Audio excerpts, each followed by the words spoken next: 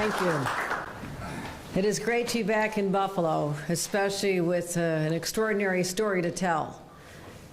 We talk often about our need to protect the public and strategies and engagement from the state and working with local partners and resources, but you also have to have partners who are literally in the streets making this happen. And I'm so proud that Buffalo has surpassed all expectations in terms of its crime rate. We'll be talking about particularly the most egregious crimes, shootings and homicides. And before we get started, I want to acknowledge some of these extraordinary individuals.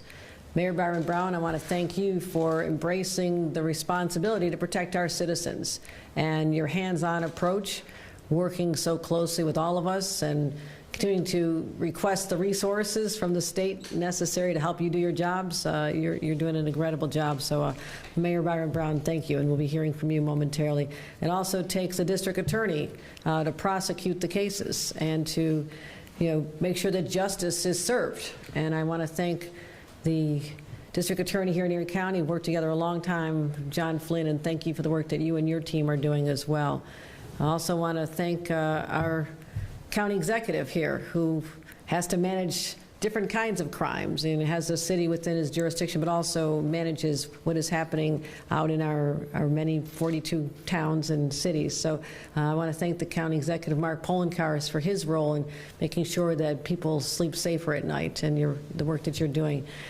Pastor Giles, helping us literally in the streets, and the word peacemakers really has a special connotation when it's given by someone like you who know the streets so well. And I know my husband Bill had the opportunity to work closely with you in many of the violence disruptor organizations that were just getting off the ground years ago when he was in the U.S. Attorney's Office. So I'm well aware of your work from the home front as well, and the difference you've made in the lives that you've saved that you may never be able to calculate, but there are many. And thank you, Pastor Giles, for the work that you do. Steve Nigrelli, I want to thank you for the work you do at the state police level, again, helping us come up with the ideas and making sure they're executed with our communities. And I want to thank Reverend Blue. Reverend Blue, where are you? Reverend Blue's here? Oh, maybe he's on his way. Reverend Blue coming, perhaps. But I do want to give a special shout out to our Chief of Police, our Commissioner. Joe Gramalia, you've been through a lot in the time that you've ascended to this important role, and the confidence that the men and women who work under you in your leadership is important to all of us. And when I saw you spring into action a little over a year ago after the May 14th shooting, it was extraordinary. You brought a sense of calm, a sense of urgency to the people, but a calm in executing your responsibilities. And so I want to give you a special round of applause for all you do here. Our Commissioner of the City of Buffalo Police Department, Joseph Gramalia. Thank you.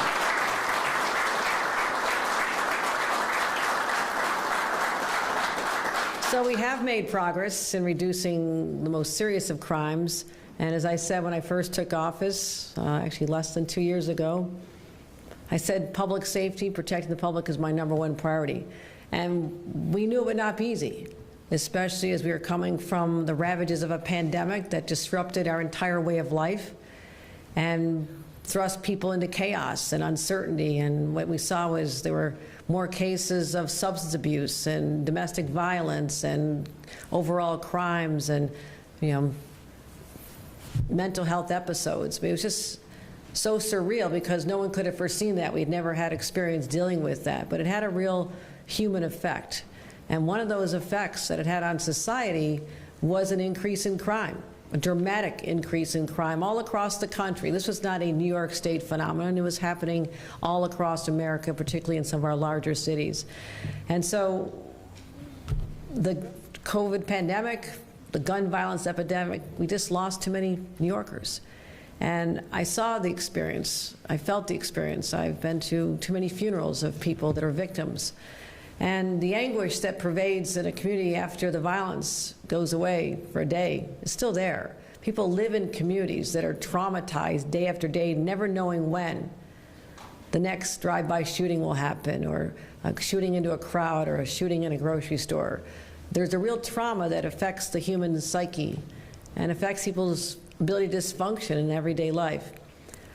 So this fear that people feel, it's not right.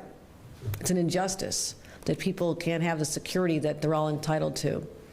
So I made a commitment that I would build new partnerships, new policies, new legislation, whatever it took to do what I could at my disposal, all the tools that were out there that had not been used the way I wanted them to be used. We cultivated partnerships at the state, local, federal level. We have policies that make sure that community organizations have the resources they need. They've always known what to do. They just didn't have the resources to make it happen. And again, landmark legislation to make all New Yorkers safe. One thing that I'm particularly proud of is launching a year and a half ago the first ever consortium of other states pulling together to deal with gun interdiction, the Interstate Gun Task Force. And what we've done is now we have alliances and relationships in all of our neighboring states, and more are being added because they want to be part of the effort to get the guns coming in from out of state. Think about this. They're not being manufactured here in New York. They're not being made here in Erie County or in Buffalo. They're coming from out of state. And if we can stop them at the border, something I asked our state police to be very aggressive about, very aggressive, and to literally stop them at the borders or the gun shows where they're being loaded into trunks in Pennsylvania, nearby Pennsylvania, and being brought up to our state and being distributed to people and sold to people and used in violent crimes here in Buffalo and Rochester and all the way down to the city. This is how you make a difference. You just reorient your priorities. I have the resources, but what are they doing? And we have put a massive focus on getting guns off the streets. And also what we can do with the legislature, letting them see the urgency of changing the laws to protect our people. It's that simple. And a tragedy that shook us to the core, again, the Tops massacre. After that, I went back to Albany and said, we have to do more. And I signed a comprehensive nation-leading package of some of the toughest gun laws you'll ever see. And I'm proud of that because it is making a difference. And then shortly thereafter, the Supreme Court struck down a law that had been used for 100 years to protect our citizens from concealed carry weapons. Think about that. There are states where it's legal to have guns hidden as you walk into grocery stores and places of worship and other playgrounds and schools. That's legal in a lot of states. And we protected our citizens, and the Supreme Court took that ability away from us just over a year ago. So we went back to the drawing board. So we have to change the laws. We'll identify sensitive areas where you cannot have a concealed carry weapon. We also have to invest in the programs, and that means money. My budget is a statement of my priorities. And what you see is a historic investment, $347 million, that we've used to help with gun prevention, violence prevention programs all across the state, helping communities respond in the aftermath of violence, supporting youth employment programs, our gun-involved violence elimination initiative, GIVE programs. That's for our upstate communities. And that's where we've really focused a tremendous amount of money. In our police stabilization units, where a community is under stress, they call us up, we show up. Our state police are literally on the streets in places like Rochester and Syracuse, helping them out and have been, and we're committed to that. And also here in Buffalo, I've directed investments. They've gone up over 300%, from $6 million to $25 million this year, and I'm proud to say our methods are working. But let me just look overall at the statistics for the state before we get down to the really incredibly positive news about Buffalo. But outside New York City, shootings are down 28% in the police jurisdictions, the 20 jurisdictions where we give extra resources because they've been identified as high violence communities. Fatal shootings are down 43%, murders down 35%. Erie County Executive, murders are down 64%, violent crimes down 10% compared to just 1 year before. That is a dramatic change. And the one area I want to really zoom in on is the city of Buffalo. Buffalo is leading the charge. Let's just look at the numbers from January to June. Homicides here are down 62% this year and 65% since the summer of 2021 when I took office. That's the largest decrease. Again, 65% since I became the governor. So I've been watching these numbers closely since that time. Largest decrease since 1985. From January to June last year, there were 42 homicides. This year, the same period, it's 16. Fatal shootings are down 73% from our peak in 2021. Last year, there were 36 fatal shootings in Buffalo, and we knew 10 in one afternoon.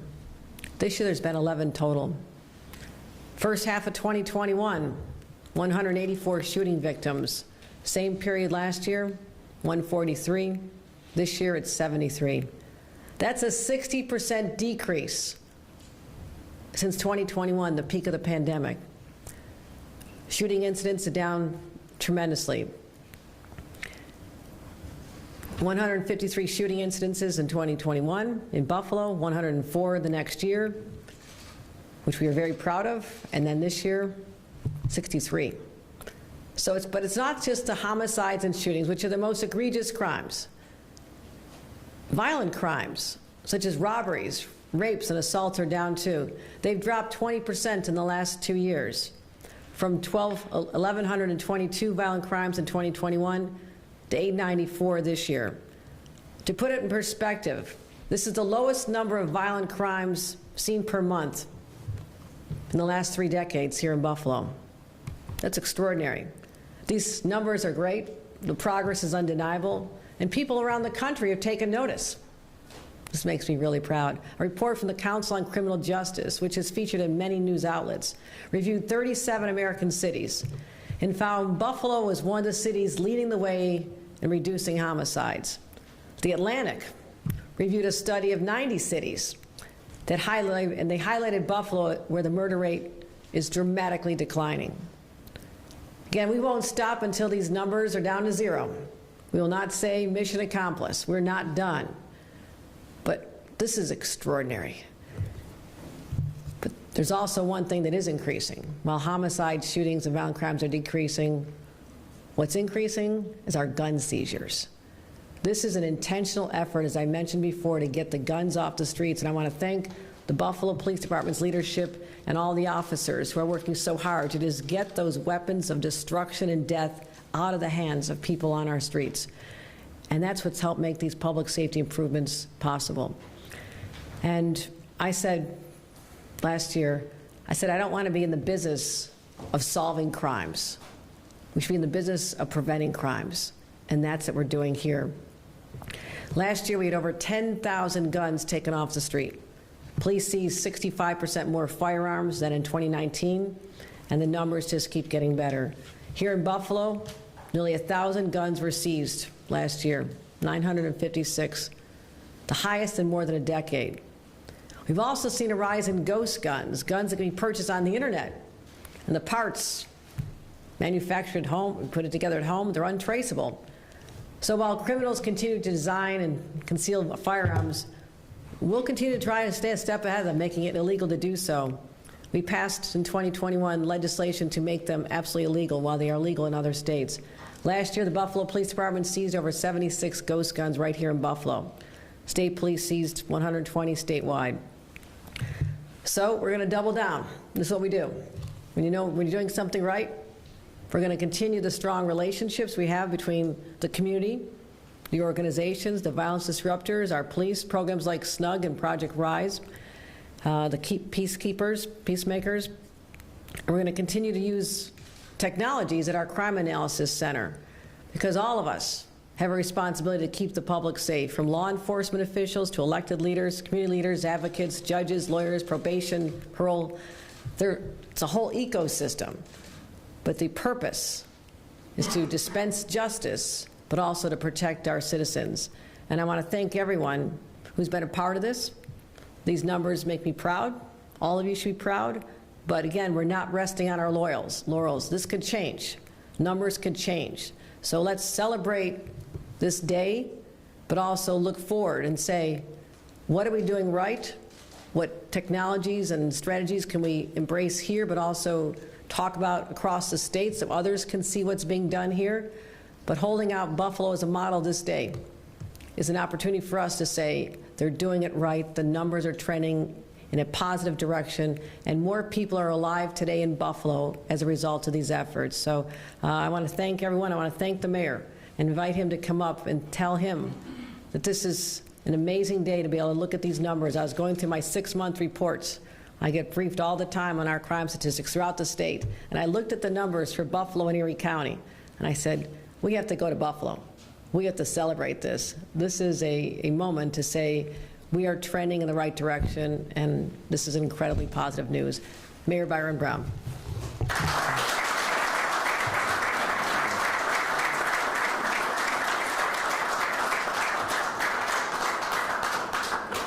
Thank you very much. It's an honor to welcome Governor Hochul back to Buffalo Police and Fire Headquarters.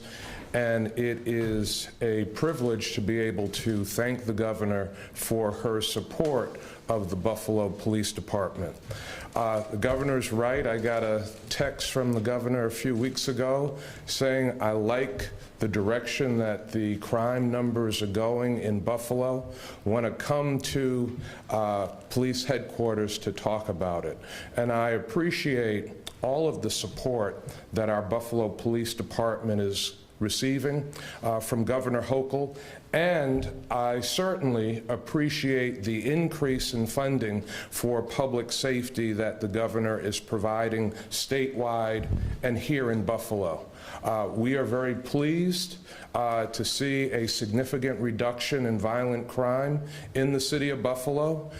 Shootings down significantly, homicides down significantly, gun seizures of illegal weapons up significantly, and certainly I want to also credit the great law enforcement partnership that we have here at every level with the Buffalo Police Department, our district attorney's office, our state police, county sheriff's office, federal agencies. That law enforcement partnership is critical, and also our partnership with the community. Organizations like Peacemakers and SNUG, all working together to make a difference in the reduction in crime in our community. One of the things that the governor said that certainly struck me is our ultimate goal is to get to 0 shootings, 0 homicides. One of the things that we say in Buffalo is that any one shooting, any one homicide is one too many, and all of us believe that. And so as I conclude my comments of thanks to the governor, thanking her for her support, her focus, her resolve to reduce gun violence and violence statewide and certainly here in Buffalo, I just want to say that my heart continues to go out to families that have lost loved ones to senseless violence. And all of us here are committed to doing everything that we can, to continuing the partnership that we have to get to the point where we can say that there are no shootings and no homicides in the city of Buffalo. Thank you all very much.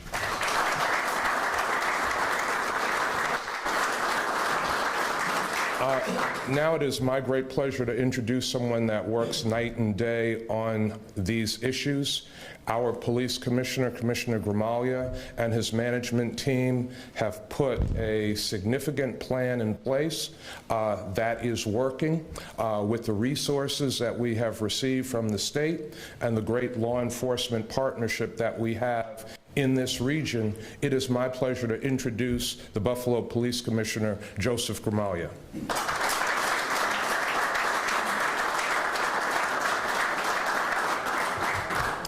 Again, welcome to Buffalo Police Headquarters, Buffalo Fire Headquarters. It is a great day to come and be able to showcase the numbers that we're talking about here. And I love to talk data, I love to talk numbers, but we are talking human lives. We're talking people. We have significantly less people shot. We have significantly less people that have been killed by gun violence, and our officers of the Buffalo Police Department are working very, very hard to bring those numbers down. We established a plan last year that involves our police department being present, visible, and engaged. It's a strong plan based on community engagement. It couldn't be done without the financial support that comes from the mayor and especially the governor. Governor, I want to thank you for the significant investment in GIVE fundings. And I say investment because when you invest money, you want results. And I can assure you that we are doing everything in our power to give you and the citizens of New York State and the city of Buffalo confidence that we are working hard to bring those numbers down and use that money as wisely as possible. You think of the money that's being invested, it's a lot of money. Think of how much money would be spent on hospital costs, on overtime costs, and everything else that goes into when you have shooting victims.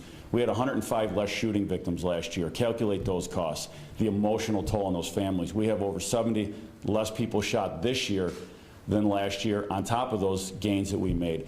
But that comes with a partnership. That comes with everybody that you see in here, some that you don't see in here. We've got the Erie County Sheriffs. We have the New York State Police.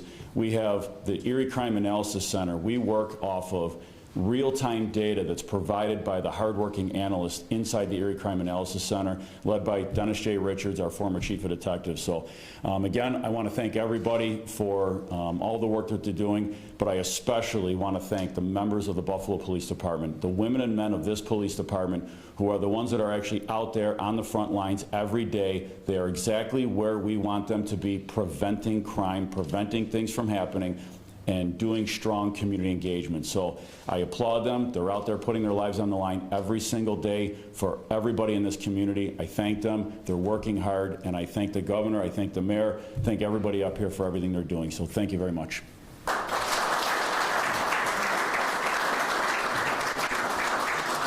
And I want to thank my partner in crime, John Flynn, the district attorney. His DAs are working night and day, and I mean night and day because they're getting called out in the middle of the night when there's a homicide, when there's a shooting. The district attorney's office and the partnership, we are seeing an increase in our clearance rates because of the hard work and the partnership with the DA's office. I thank all those district attorneys for all the work they're doing, and I thank my partner, John Flynn, if you want to come up. Thank you.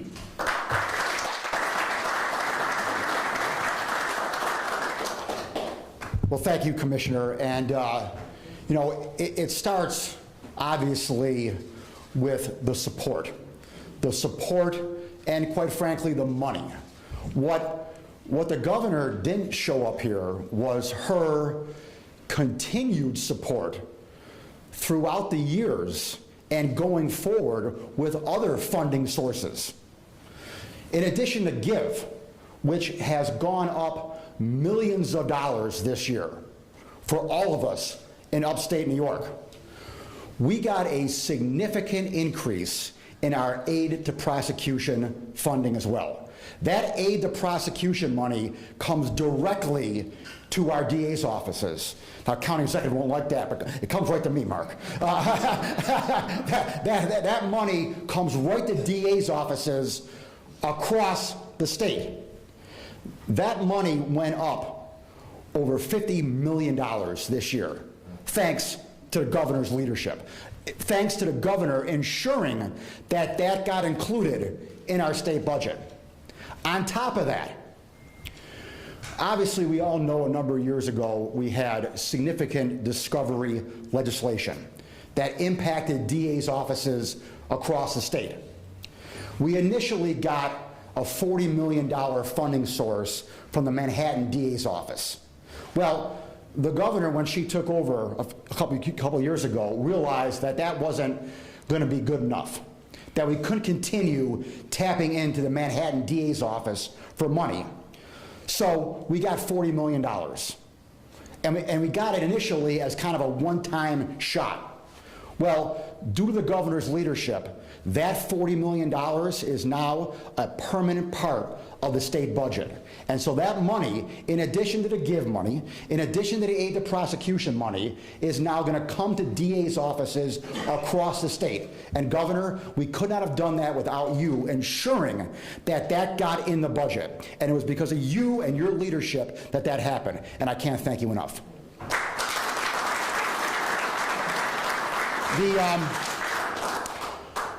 The mayor and the commissioner mentioned it, obviously. You know, the partnerships that we have are extraordinary, and it goes beyond the city of Buffalo. It goes to the county, it goes to our sheriff's department, it goes to all the 40-plus police agencies that we have here in Erie County.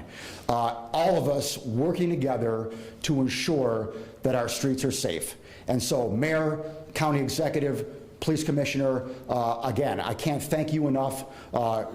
Superintendent Negrelli, what you do on a state level is tremendous. And all that we do together, working together, is what's driving these numbers down. But, you know, it's more than just driving numbers down, and it's more than just putting people in jail. Because obviously, putting the bad actors in jail helps make our streets safer. But it's not just about that. I don't come to work every day thinking, how many people can I put in jail today? I don't do that. No DA does that. We want our streets safe. We want our communities safe. But we want to do it in a fair and just manner. So yes, do we have to put people in jail? Absolutely. But that's on one hand. On the other hand, we can help people. We can give people a second chance, a third chance. We can foster strong relationships in our community. And Reverend Blue, with your leadership in the NAACP here, we do that each and every day, having that partnership in the community, working with community organizations to ensure that everything is done in a fair and just manner. And I thank you for your leadership as well in that. And my dear friend, Pastor Giles, and the Peacemakers, who is out there every day with not only the Peacemakers, but his Back to Basic ministry, ensuring that we form those partnerships, we form those community bonds, and we make sure that the relationship with the community and law enforcement is enhanced. And what you do to enhance that each and every day, I can't thank you enough. The trust that I think that people have in me and the mayor and the police commissioner comes from your efforts on the street. And again, thank you for what you do, and thank you for your leadership, and thank you for your help. Because without your help, I couldn't do this each and every day. And with that, come on up here and say a few words.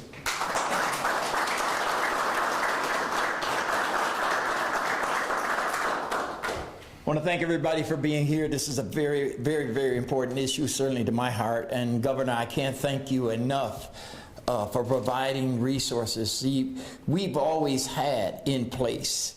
It's not just resources. It's just not money. You can't buy this stuff away. It's about having the right people in place that are willing to come together in a collective way to make a difference. So Mayor Brown has always been able to be one of the leaders in providing community-based organizations funds so that they can address violence at the street level, so that we can begin to deflect people from getting in trouble, people from shooting each other, people from conflicting with each other. That's what we do. All of our anti-violence groups, and I want to give them a high sign, because their work has stopped individuals from getting to the point where they feel they have to handle this business with hardware. And so thank them enough. But also, we have a commissioner of police, Joe, and I call him Joe because we've been knowing each other that long, but probably know more technically and manually about police enforcement and how we can best do this than anybody I ever sat across the table from. He knows this, he has a heart for this, and the police officers are getting the training that's necessary around community engagement.